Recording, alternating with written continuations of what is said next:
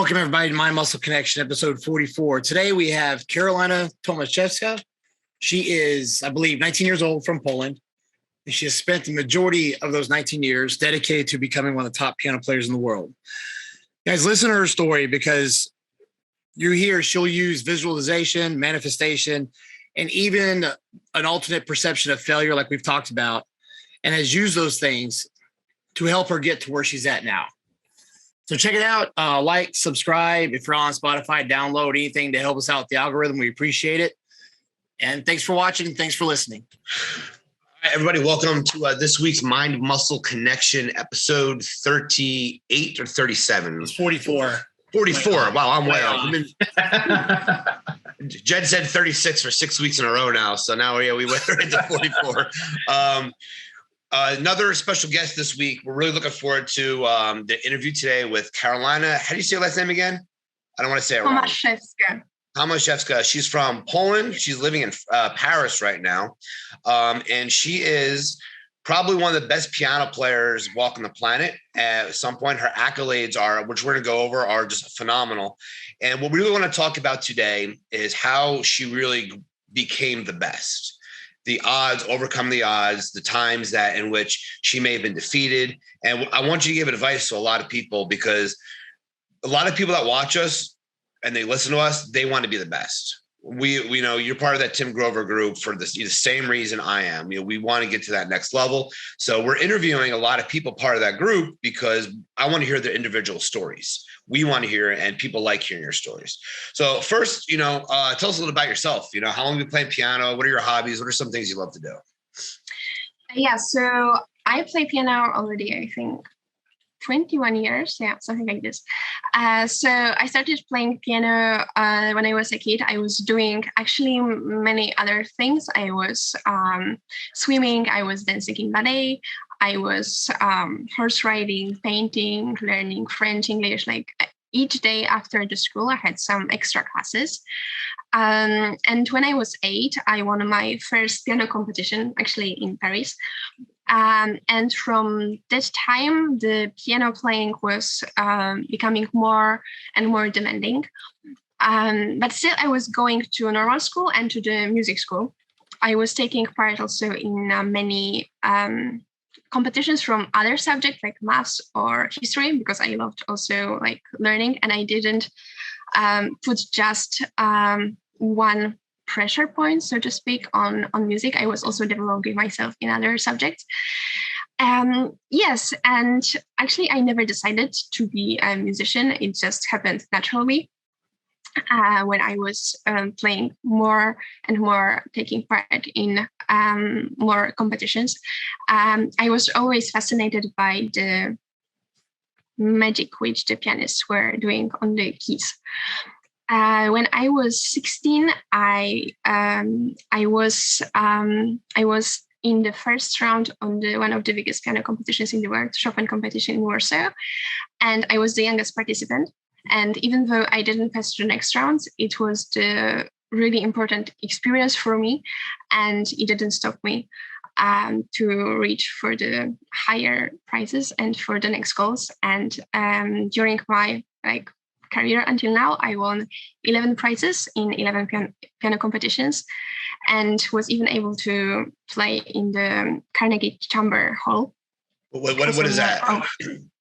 Because Carnegie Hall is the venue which has many halls inside. I think 3. Yeah, and I was playing in the Carnegie Chamber Hall. This is one of the halls there, and that opportunity was a prize as a winner of one of the competitions that I won. So that's like just to play there itself. It was considered an award, right? Yes, what type of musicians and people would actually play there? You got to be like top end, right, to get to that level. Yes, yeah. You need to win the prize at the competition to be able to play there. Yeah. All right. And how many years of like piano playing and competing did you do before you were able to get to that level? When I won this competition, it's like, I think 13 years. 13 years. 13 years to get to I guess to say that, you said Carnegie Hall, which is like the pinnacle. Wow. Yeah. So let's talk about a little about, I want to talk about your wins right now, the prizes, like, as you say, the awards that you got, what were they? Were they a lot of first places, second places? Like, how did you get, to get to the next level? So let's say, I need to hear exactly what you did so I can, redirect the question a little bit better. But you said you've won, multiple prizes, but what were they? What place did you come in, and how did you get inspired to go to the next one? Okay. So yeah, I was winning like first prizes, second, third prizes. So it's all of those. What was inspiring me is actually my losses, because this is 11 wins, but there were so many losses as well. So each time I was really working on my processes, and I think that the game changer in how I was performing was creating the practice systems, and each time making tweaks, analyzing the processes and changing them basing on the results. So I am analyzing my processes like after each day of practicing and making the tweaks or testing some new ideas on the next day. And of course, after the performance, it can be also like a concert, even a concert for a friend is a great place to take the new data, to change elements or to tweak, because sometimes I need to adjust the process simply to how I feel, right? So it's not just the robotic plan. It must be adjusted to how my body feels, how I feel mentally. So I would think this is the most important, and also being really detailed in analyzing. So analyzing even what am I doing in the breaks between the practicing sessions, which things are giving me the energy, which are letting my mind to take a break simply. So really being detailed about the analyzing process. Okay, so I have a question actually. Yeah.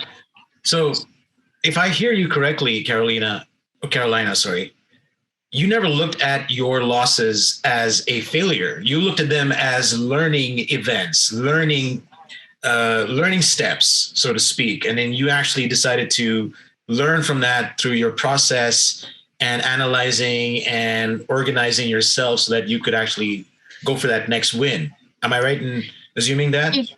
Exactly, because actually I am a person who loves analyzing the data and finding the solutions to make something better. Like I really love it, and it can be, it doesn't matter what it is. Like even if it is like a system for waking up or cleaning, So I am really, I love analyzing the data. And of course, after the loss, I give myself the time, simply to feel the feelings, because it's really important to feel everything. But then analyzing is really helpful because it puts my mind into good direction, and it helps me to move on, right? Because then I have really clear steps what to do. And of course, then I will test them, and maybe like half of them will be wrong, right? But there is the clarity of, okay, we are going in this direction, we are testing this, and these changes are really detailed. And by being detailed, they are really like small and really precise. So they are not overwhelming. This is also really important to me after the loss. I am not saying this is the loss because this is like, this happened because I haven't done X, Y, Z, right? This is not the, this is why something happened on the stage. Something That's that incredible. I didn't saw in the practice room, because at the stage, there are like no miracles. I am not expecting miracles. If I have, of course, there's the adrenaline, and I learned to use it correctly, like in my favor, I would say. And it's helping me to play even with bigger force, with bigger power. So this is just extra, right? But I am not expecting anything special on the stage. What's not working in the practice room will not work on the stage, right? So this is just the data to my processes, what I haven't figured still out, right? Beautiful. Thank you. how did you feel when you ever have that time where you thought as if you were going to win, you had it in the bag, and maybe you didn't place as well as you should have? And what was that like? What was that like, having to deal with that? Did you ever have that, like, you know what? Fuck this. I don't want to do this no more. This is bullshit. I should have won. I can tell you, I felt that. In my time bodybuilding, there's times I definitely thought I should have placed better. And I have maybe a little different way of handling. I handle it. So my way of handling loss is I give myself 48 hours, right? Usually bodybuilding shows are done on Saturday, right? So Saturday night or Friday, depending, you lose, you didn't do great. You have until Monday morning to cry and lick your wounds. And then Monday morning, you forget about it, you move on, let go. And I always found that to be my best system. So that way, because you can't sit and dwell on it. People spend so much time dwelling, months even. Some people years. I still hear people years later hearing, oh, I got fucked over at this thing I should have won. And dude, it's 3 years ago. Nobody cares. So what have you done? I'm sure you've had times like that where, and how have you overcome that obstacle?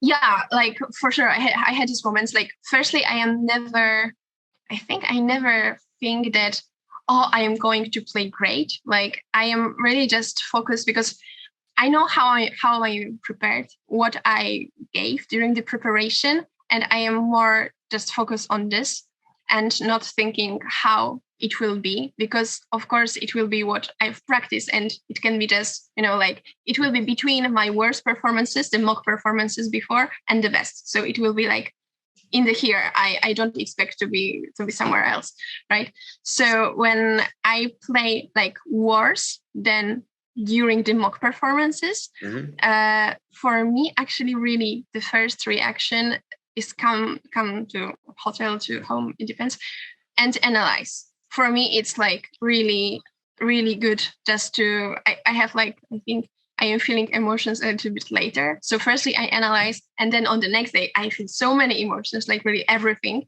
But then for me, it's somehow easier because I have already like kind of a plan. I already know what's happened. I analyzed. So for me, just analyzing, like writing all the elements, how I felt on the stage, what happened, like really each element with which mindset I was going on the stage, because there is no, this is not an accident that it happened, right?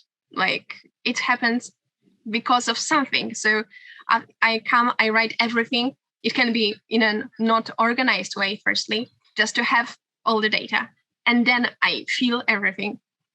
Yeah. And then I create like step-by-step plan. But about what you said, that like almost like, no, I give up, like this feeling that this is too much or something like this, right?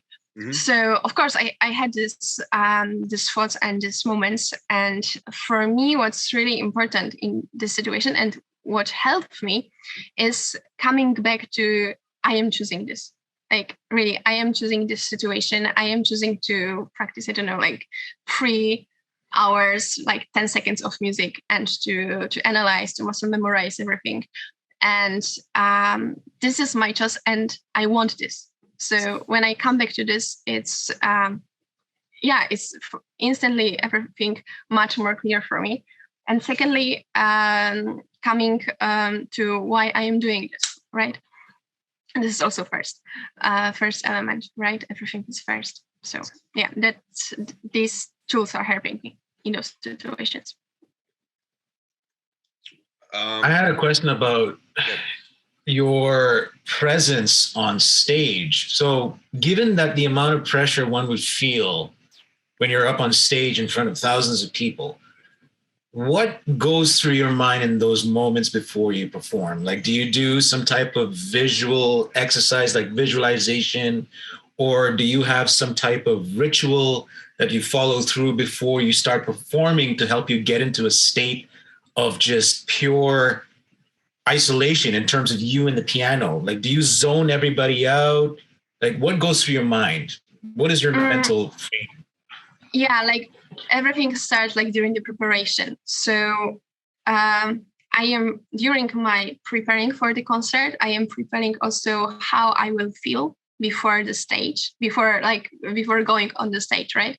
So this is the visualization, really, really precisely, like activating all the senses. This is element.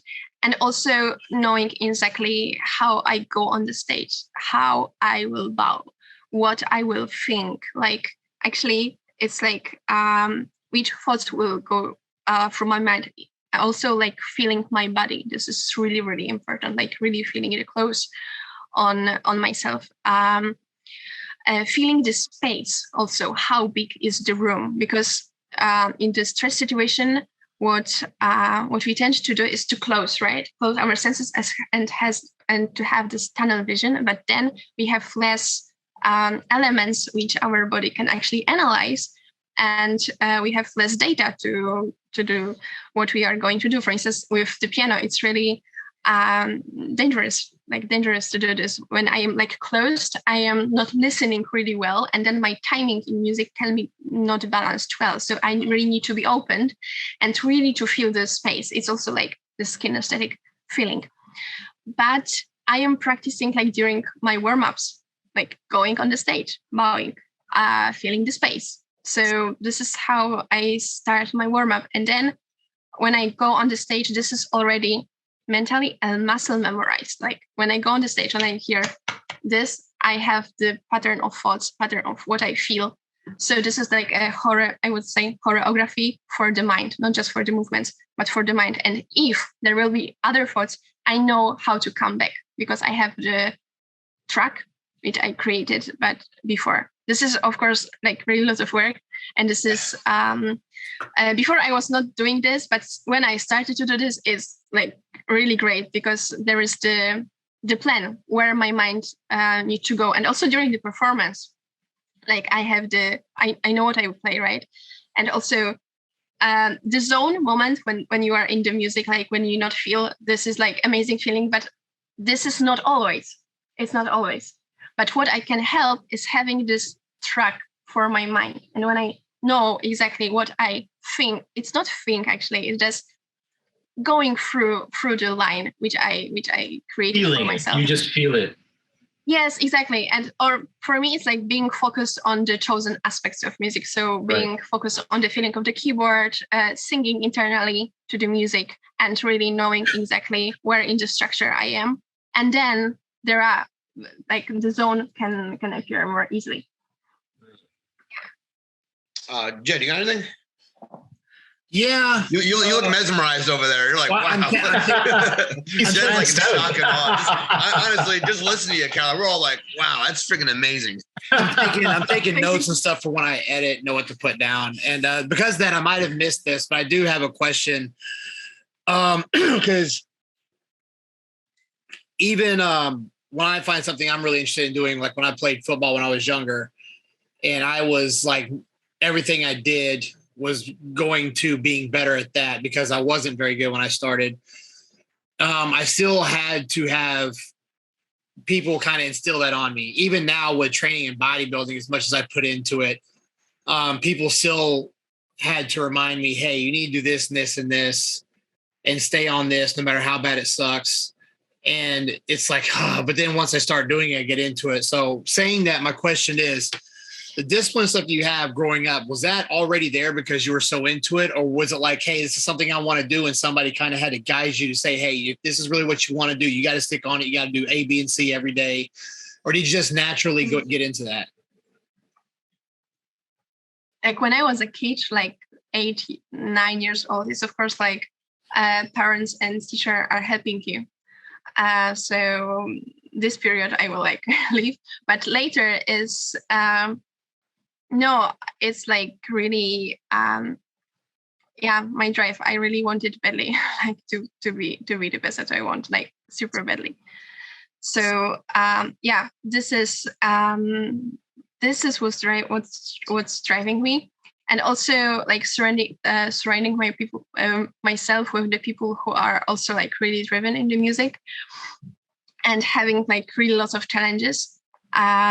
It's what is keeping me, on track. And also like when there are like the moments of the frustration when I am like working a lot and the progress is really not as big as I want or as I expect. What's helping me is really analyzing and tracking how I practice daily to really like see the reality and not what I am thinking am I doing, right? And also like even doing the recordings of my practicing sessions, like really short, because of course there are also other things to do, but short parts of my practicing to analyze how I'm practicing. Because I think that the frustration is also coming from being overwhelmed with the elements and not having the clear vision of what's really happening. And when we dissect this, it's easier to see if we are really doing everything what we can. Yeah, I want to reiterate some things you said. Like, I want to definitely highlight, surrounding yourself with, you said, great musician, great people. That's, you don't become one of the best in the world by hanging out with the wrong people. You don't. You're not gonna become great. And it's just, that's probably something I don't know for sure if you had a difficult time with, but as we all know, success is lonely. Excellence is a very lonely road.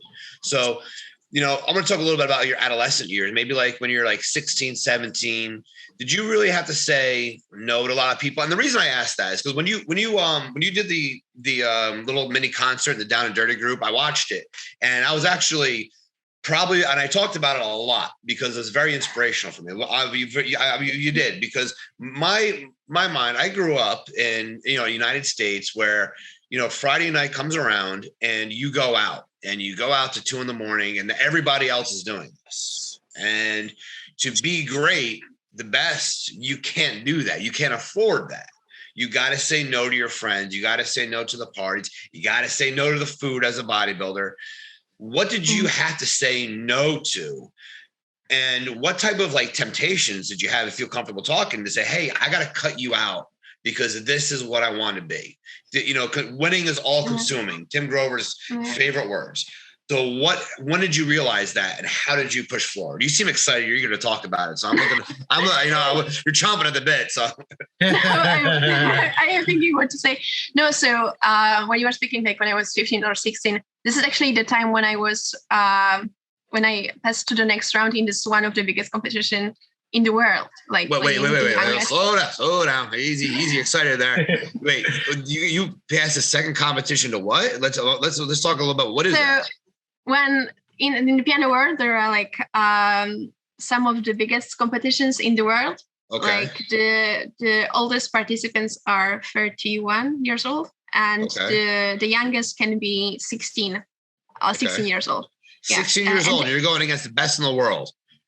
And this is like the one category group. There are no like no two groups or something like this. Everyone are together. Okay. And there are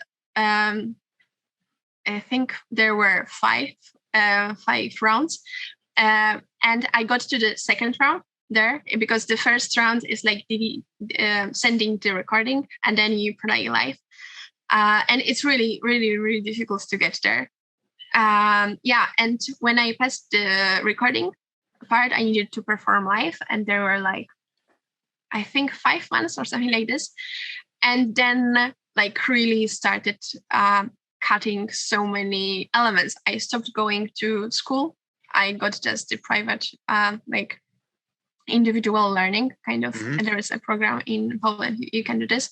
So I was not going to school. I was really just practicing, going sometimes to music school to just have the break. Like music school, I mean like other classes from music, like history of music, harmony and other stuff, because you have this also just to have a break and to meet someone, to not practice like, because when you practice piano, of course you are like all the time alone. It's not like a gym when you see other people. It's like you are close in a room, like all the time, like 8 hours a day.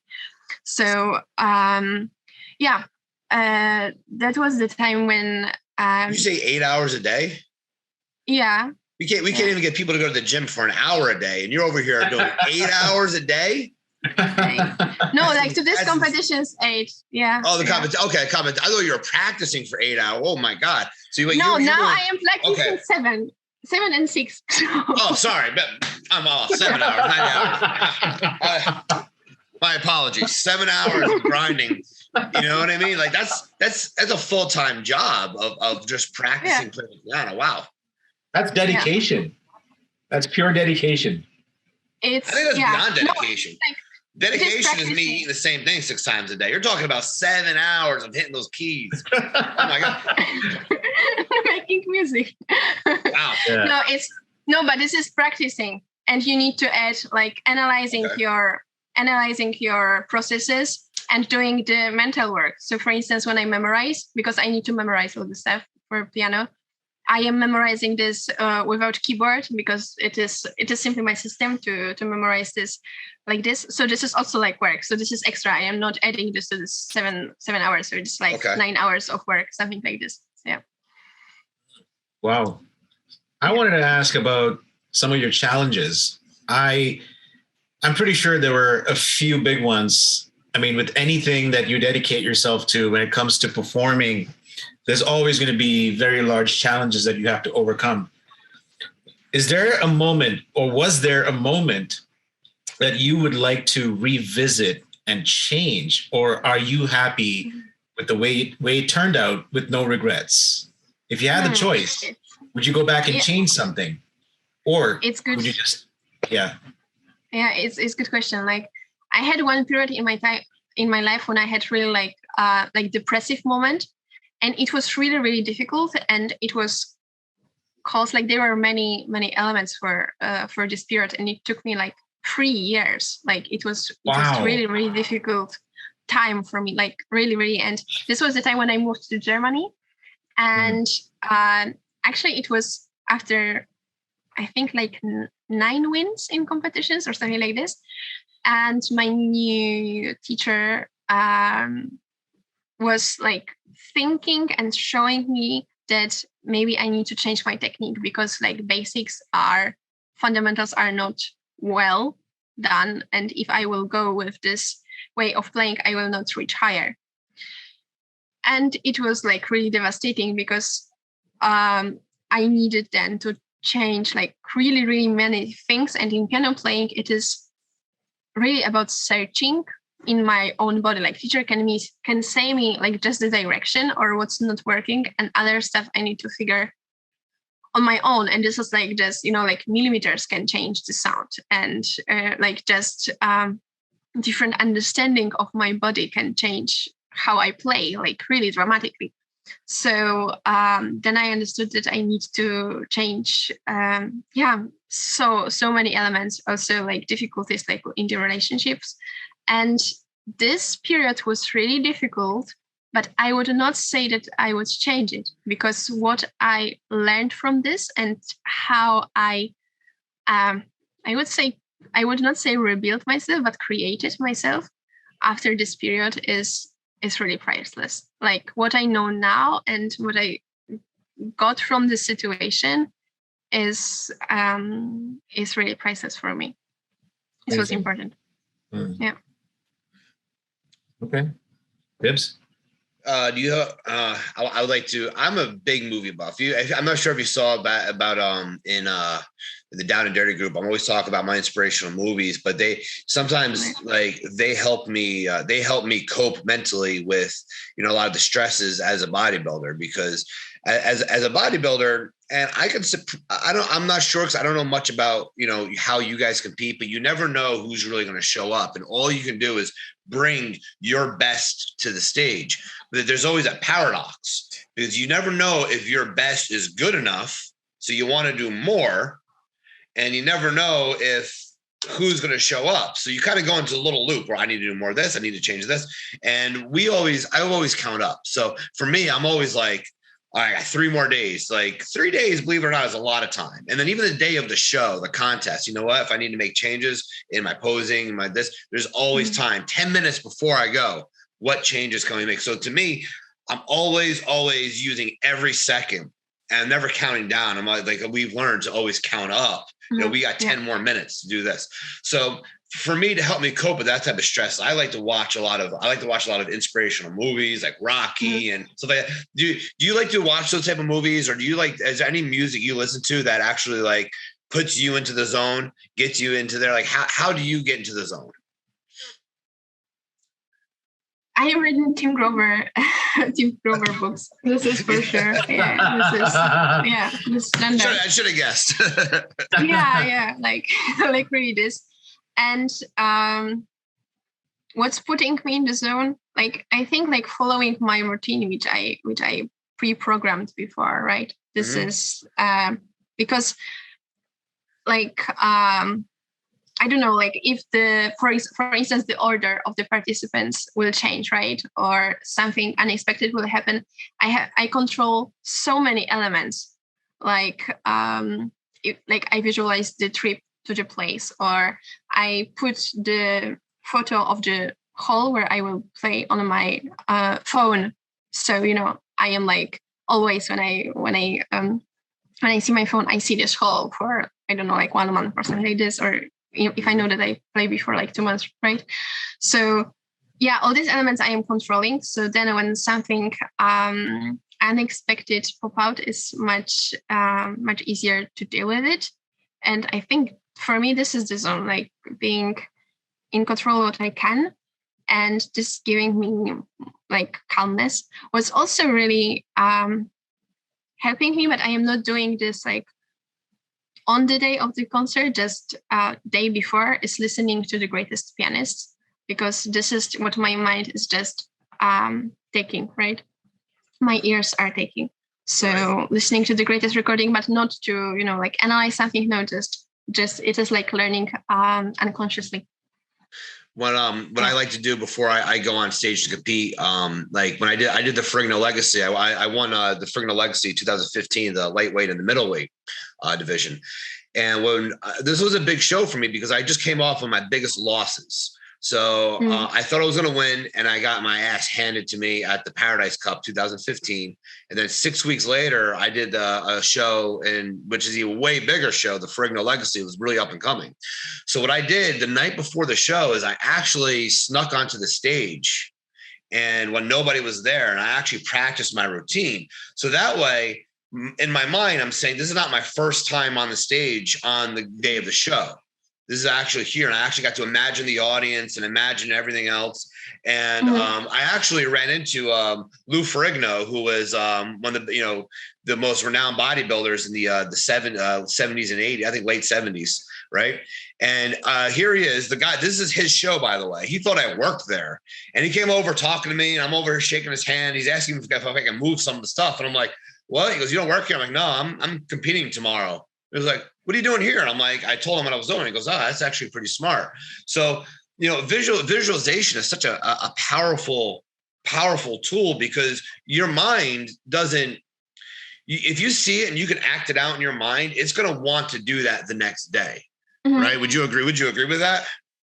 Yes. Yeah. And also what's visualization is giving me, I can be more present during the competition, because like many data is already like repeated, right? Because I visualized this before, but other elements which I didn't cover in my visualization are there present for me. I can like feel them better. Yeah, I would say like this, because if not, then my brain needs to analyze all the elements, right? Like feel the all stuff. But when I imagined already how the keyboard will feel, or how I feel when I go on the stage, right? This is already like in my mind, right? So I am not losing so much attention for this, kind of. Yeah. Yeah. So, as a hypnotist, this is something I really want to highlight, because what you and Dibs both said is incredible. So I think what you're doing is self-hypnotizing yourself.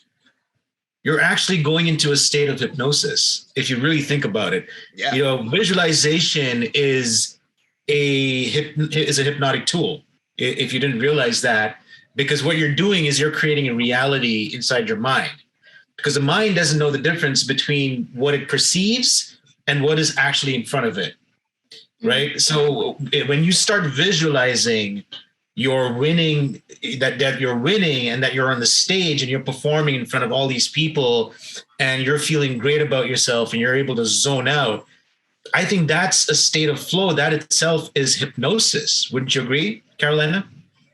Yeah, what you're saying is very interesting. Yeah, I think yes, and also because when I am preparing my piece, right, when I am practicing, many times I am just repeating this in my mind before I even touch the keys to really see the movements and to sometimes not even do mistake, but to plan everything in my mind and then play on all the colors dynamics. And it's really like creating my own reality, and it's really, I am feeling like when I am just in my like my bubble, my place there, and I am practicing, and then I was thinking it's just 5 minutes and it was already 2 hours or something like this. It's like really being in this, the time flies away. World. Yeah. I want to highlight some of the language. All right, let's look at what Karolina is not saying. She's not saying why me. She's not saying it is what it is. She's not saying everything happens for a reason and it'll all work out. You're not saying any of these. We're interviewing the best of the best right here. And the language is so fucking important. Sorry, I curse a lot. I'm Italian. It's what I do, right? It's so fucking important, right? I say fuck because I want to emphasize how important your language is. You have said the word practice at least 7,000 times in the last 35 minutes. Right? practice, and then 2 hours, then practice, right? I mean, if everybody can just take on whatever it is that we do, right? You're a piano player, right? I'm a bodybuilder. You could be a pancake flipping motherfucker, right? You need to practice flipping pancakes as much as she is if you're going to be the best at it. Like this is why I love this podcast so much, because nobody talks about that. Everybody talks about the awards and the winning and I'm the best at this, but you're over here saying like, no, motherfucker, I had to I was 16 years old going against the best in the world. I had to practice. Mm-hmm. How did you do in that, by the way? When you're 16 going against these, 30-year-old people doing this 20 years, would you go out and I'm like, I'm going to fuck you guys up? Or were you like, I'm going to try my best? How was me? When I do a show, I'm the nicest guy ever, but I'm there to rip everyone's fucking head off the day of the contest. No, like in piano, if I will be, focused on them, it will be shown in my sound, because really? Each emotion which I feel, this is on the keys, right? So if I feel the aggression, the sound will be like this, and it's not nice for the people, right? It's not corresponding to my music, which I am playing. Like sometimes but on this competition I was playing this, it doesn't work. And actually, I was super grateful to play there and to play at the show. And when I was bowing and there was the jury, they were all the people I have the CDs. And it was just the amazing experience for me to play there and to listen that I'm the representation of the Poland. And it was really, really, really special moment for me. So I am more focused on, really focused on the music. I think as when I did the first national championships, I did the first ever classic physique national championships for the United States, and when I walked into the room, there was 36 people sitting on the ground. Right, I'm used to competing against maybe 9 to 10 people. There was 36 in my class. Mm-hmm. I look over and I was just like, where's my class? I'm like, this is my class. And the first thing I went was, fuck, these guys are jacked. I'm like, oh my God. But what I didn't do is I didn't take my shirt off until the last 2 minutes because I knew I was really shredded. So right when I had to get oiled up, that's when I took my shirt off and everybody's confidence just went from here to here. Mm-hmm. And I kind of messed with everybody too a little bit because I knew some of the athletes. So I went up to them and I was just like, hey, how are you? Oh my God, you look so good. You're going to win. Oh, I honored just to be next to you. And then they saw me and they're just like, oh, this guy's not a fucking around. I was messing with everybody's head backstage a little bit just to kind of get in there because as a bodybuilder, you never think that you look the best. Right? Mm-hmm. There's always something more you can do. It's just the name of the sport. You think you're great, and then you look back and you're like, holy shit, I was jacked. But unfortunately, majority of bodybuilders, Jed, would you agree with this? You never think that you have the best physique because you're so looking at all your flaws on your physique. Mm-hmm. Yeah. Did you say that, Jed? Yeah. Absolutely. Very rarely have I ever heard anybody say that they came in and had everything. I mean, their coach may say it, but usually they find something to nitpick at, and that's how people are. I mean, it's not an unhealthy thing. I think it can be healthy if you know how to do that. And then, like she said before, analyze, figure out how to fix it, apply it. Some people will pick at their flaws and then just let that accumulate into more negativeness and just say, well, I can't do this because. So it just depends on how you look at it and what you do about it. Right. Did you ever feel as if that there's more you could have done before that, or do you always go in fully prepared? Like you knew you did enough, or do you always have that little demon? I think I've read something by, who the hell was, I don't remember who it was, but he said 86% of the thoughts we have are negative. So we're always having, oh, you could do more. You should have done this. You should have done that. Right. I can tell you, I deal with that. I think so. You, best in the world, did you ever have those, like, did I do everything I could have done to be where I'm at? Yes. Yeah. Like I had also like the periods when I was guilty that I go to sleep. It was already like a bit of crazy, but really, I had these thoughts, but it's not healthy for me, like to go in this, in this direction. So what's helping me is coming back to what I've done and to the facts. And as I am, like tracking this, so I know I can come back, and really see on the paper what's done. But actually, this was like one night before the concert or competition are not helpful. So this is the truth. But normally they are helpful because they are showing me, making me think what I can do better, how I can push myself even more. So depending on the situation, I would say they are, helpful and not. All right. Do you know the song Eye of the Tiger from Rocky 3? Yeah. All right. The question is, can you play that on the piano? Do you know how to do that on the piano? No, you don't. All right. So I think that we definitely need an entrance song to the Mind Muscle Connection. And if you could play somehow Eye of the Tiger for us, and we can make that, they're laughing because they think it's a fucking great idea. If they can play Eye of the Tiger for the Mind Muscle Connection, we're almost on a year now without an entrance song. And we can say, yep, yeah, the best piano player in the world, she made this for us. Just a 30 seconds of Eye of the Tiger on the piano. That would be great. I don't know if we could use it though. We would get flagged. For what? Because it's not our song. It's a cover song and it's a piano. I don't think we'll get flagged. Whatever, we'll see. We'll find out. We'll try it out. Put a little twist to it. I don't think I ever heard Eye of the Tiger. Okay, yeah, I'll do this. Yeah. Karolina, I have a question for you. Can you, for someone who's so dedicated, I mean, the way I've been hearing you speak, it's just amazing. You exude this consistency with your life. Can you give us a glimpse into your daily routine? Like what goes on a regular day for Karolina? Okay. Yeah. So I wake up, depends on what time I went to bed, because sometimes I have I need to learn something really quickly because sometimes someone asks, right? So it's or 6 or 6:30 or 7, something like this. I don't press snooze button. This is the first thing. Don't press the snooze button. Yes. Yeah. Yes. That's amazing. Yeah. Love that.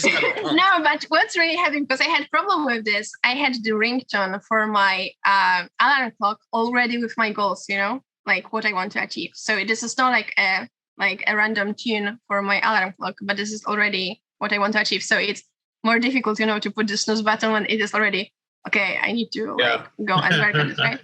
Yeah. So then I read 5 or 10 pages of the book. It depends. Then I read in French because I am learning French and developing my French. Then I am meditating. And then I am doing the breathing exercises and visualization. This is the thing. Then I do cold shower to really wake up. Yeah, cold shower. More like a Wim Hof. Are you following Wim Hof? Yes, I was following, but I am doing for me it's 2-minute cold shower. It's working for me, and it's really waking me up.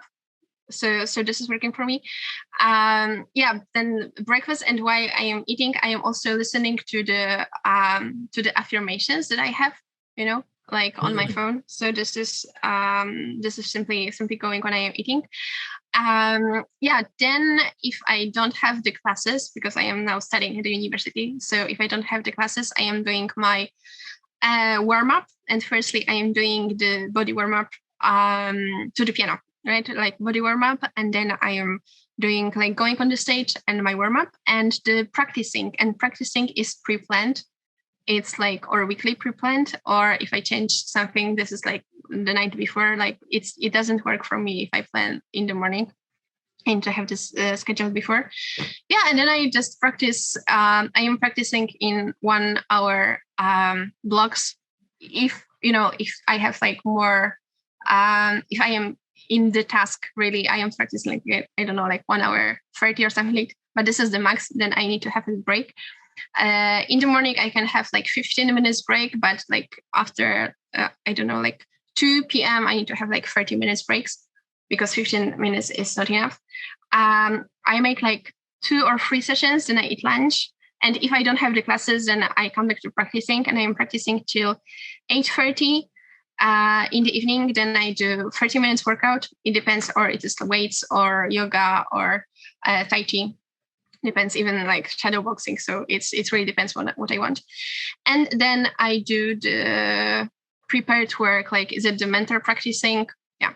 So this is the day when I can practice all day. And this is like, I love these days. But sometimes I have the classes. So I need to go to the university and yeah. So you're living and breathing this lifestyle. That's incredible. Like I said, that's something that's very inspirational and speaks to all 3 of us here. Right. So yeah, like even when sometimes someone asks me if I can like meet on the Zoom call or something like this, for me it's always like 8 p.m. or 8:30 p.m. because till then I am practicing. I am not giving this hours because no, I don't have time. Those are important to you. Those hours are important to you. Gotcha. Yeah. Jed, you have something? Yeah, that's what I was thinking about a minute ago. Did you ever work like a part-time job or anything during this journey, or were you always just into doing the piano? There's a reason I'm asking, of course. Yeah, when I had this more difficult time, I even stopped playing for 1 year. So then, yeah, I was working, yes. Okay, because I know a lot of people will get into they'll either have something they want to do, but they'll blame the job, or they'll even get to a point to where they're working the job just to support. It's almost like it's a transition phase. It's like they'll work the job to support the hobby or whatever it is they're really wanting to be. Like a lot of bodybuilders do that. They'll take some job that gives them just enough money to where they can support bodybuilding because they want to be a bodybuilder. And then I guess there comes but what happens is to get to a certain level, you come to a realization that what you're wanting to do becomes your job. Like some people fuss, like all these pros, that's all they have to worry about is just going to the game on Sunday or just playing in front of a crowd. It's like, you don't see behind the scenes. They're doing more hours analyzing, learning from other people, learning new tactics. They're spending almost more than 8 hours a day on a common work day. They're spending more than that into what you're complaining about that they're able to do. So, I mean, especially bodybuilding is one. It's like 24/7. And I'm just like, sir, you talked about all the time you put into playing piano, and then there's guys in the NFL and the offseason stuff, they're constantly practicing and getting better. Like it is a full-time gig if you really want to get to a very small percentage of the elite, because I think that's one of the things that separates is how much time you put into it. You know, there's people that are talented and stuff, but at some point it becomes to who puts more time into it, who works harder. And it becomes your job in respect. Yeah, like harder and smarter, like was super important. Yeah, I was also like more teaching. Also, when I was like at the university, I was teaching more, but now I am like teaching like really, really few students, because this time it's I can spend on, analyzing the recordings or analyzing my practicing or doing mental practice or working on my body, right? So this is super precious time, especially now for me. Like, yeah. That's one of the 24/7, man. That's like, Jed, you said it. It's 24/7 to be part of that. That's such small percentage. It requires, because somebody else is trying to take your spot. You know, okay, you at some level, Karolina, somebody wants to beat you. And, you know, you're either going to let up and say, okay, or you're going to say, no, this is my spot and I'm not going to give in any freaking way. Yeah. What's challenging actually also for musicians is that we need to analyze almost everything on our own. Like there is no like practicing coach or something like this. Like our mentors, like professors from the piano, are helping us with interpretations. They're giving, of course, the exercises and the solutions, but the ultimate solutions we need to find in the practice rooms because our body are different. It's even like, you know, like size of the hand and the fingering, it's different, right? Like super simple example, right? So we need to analyze everything on our own. And this is like super much data for brain to analyze, because to each note I have to make like 6 decisions, like 6 elements to adjust. And I have thousands of notes, right? In the piano playing, you have like voices, and you can have even 5 voices. So it's like almost 5 actors, and you need to choose the tone for this actor. And the phrasing, the intonation. And then I am playing like the 3 actors in one hand and here too, right? So also like different tensions. So this is it for the interpretation. I need to memorize this and also find the ways how to memorize in the best way. Analyze my practicing, analyze processes. It's a lot for brain. It's super much information. Yeah. There once you get to a certain point, you get to a point to where it becomes, okay, well, now I'm among the best, among the elite now. What is my personal spin that I'm going to put on it that's going to leave my legacy to where it's going to put me above everybody else? Have you thought about when you get to that point yet? Like, well, because like I last week I made the same comment and I mentioned it with guitar playing in the 80s, how everybody was so good that they were having to create things to do to separate them from everybody else. So have you ever thought about when you get to a point, or even now, like, how is my playing when people hear it is going to separate me from everybody else? What's going to make me unique? What's going to be my legacy when it comes to piano playing? There are elements of the, so to speak, I would say style, or the elements of the playing that are important to me and which I am polishing and putting to the higher and higher levels. Yeah. So they are super like piano specific. So I would not like describe it, but yeah, it's choosing the elements which I am already good at and wanting to be better. So being focused on my strong side, of course, working on my like weaker side. This is for sure, but expanding my strong sides. So there's oh, sorry. I didn't, I'll say there's oh, go ahead. Because there's the reason I ask is I don't know music now. I'm not even going to go into my opinion on music now, but there was a time back where you could hear like 2 notes and you could tell exactly who it was. You know, there's some groups and some people out there like that. So when people can do that, that's like when nobody can touch me at that point. Like you guys are great, but I'm over here doing my own thing because I'm that good. You know, that's and one reason I bring that up is because people talk about the pressure and the practice and stuff. When you try to break into that part, that's got to be even more on there, because now you're among the best. You're like, okay, now I've got to figure out how am I going to separate myself from the rest, and why is this going to be my style, and what is it?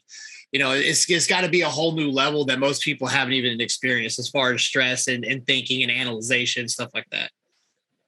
Yeah, and this is in piano playing, finding your own style.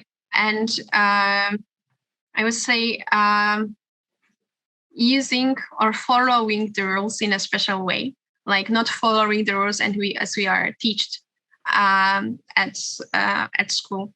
Finding your own way. And it is really challenging in ways of being creative and not playing as others are playing. So and of course there must be the greatest precision of playing, and the more advanced elements I want to have, the most challenging it gets, right? So Yeah. I want to add to what Jed was saying, because I consider myself an audiophile. I love everything to do with music. Music is a part of my life. Mm-hmm. And so that being said, I think, at this point, I'm able to recognize, like, when I listen to something, it doesn't have to be something that I know, but when I listen to it, I'll know it's this producer from this particular album. Like, do you think that people are starting to recognize your style? Like, when they listen to you, even if they're not able to see you in person, when they just listen to your work, are they able to say, "Oh, that's Karolina. That's her style. I can tell." Do you think that people are starting to recognize that? I was not asking so many people, so I think I cannot really? say this. But those people that I asked, yes, they were saying that this is that I have like special way of playing. Yeah, because this is the like all the emotions or everything what I've already like lived through. It's in my touch, right? In my fingers. And as I am understanding some emotions, it's everything there in my music. And what's also really amazing about playing the piano, I can learn like one piece and come back to this piece after like three years, and I am playing this completely differently, like really, really differently, because something happened in my life. I understood something, but also my technique changed, and I can do more things which I want, and phrase differently. So this is amazing, because it's showing us actually the truth of the life, because we are living this many times the like similar moments, right? And discovering them in different light because we went through something. Yeah. What type of stuff do you, when you're not listening to piano music, I guess making me mainstream or whatever, what type of music do you usually choose to listen to? I really like jazz. So it's really relaxing music for me, and sometimes music from 60s. Yeah. Okay. Jerry Lee Lewis. Do you like Jerry Lee Lewis? Yeah. It's funny when you're talking about that piano. When I was 5 years old, I specifically remember being 5 years old. I had this toy piano, right? It was the shape of a dinosaur, and I was watching the movie. Great Balls of Fire about Jerry Lee Lewis. And I remember sitting on the piano going, dun, dun, dun, dun, you shake my nerves and you rattle my brain. And I remember this memory so clearly. I don't know. I always loved Jerry Lee Lewis. I always loved his I remember that movie. Who played him in that movie? Dude, you can't find that movie anywhere. I've been trying to buy it. Was it Winona Ryder? And I'm going to look it up because this bothered me because I'm a movie nerd. I know. If you could find a way to buy that movie or stream it, let me know. I can't find it anywhere. Yeah, Dennis Quaid and Winona Ryder was who was in it. I know it was Winona Ryder, but I couldn't remember who played Jerry Lee Lewis. Dennis Quaid. I'm sure you can do. I'm sure you download it somewhere easy. Cannot.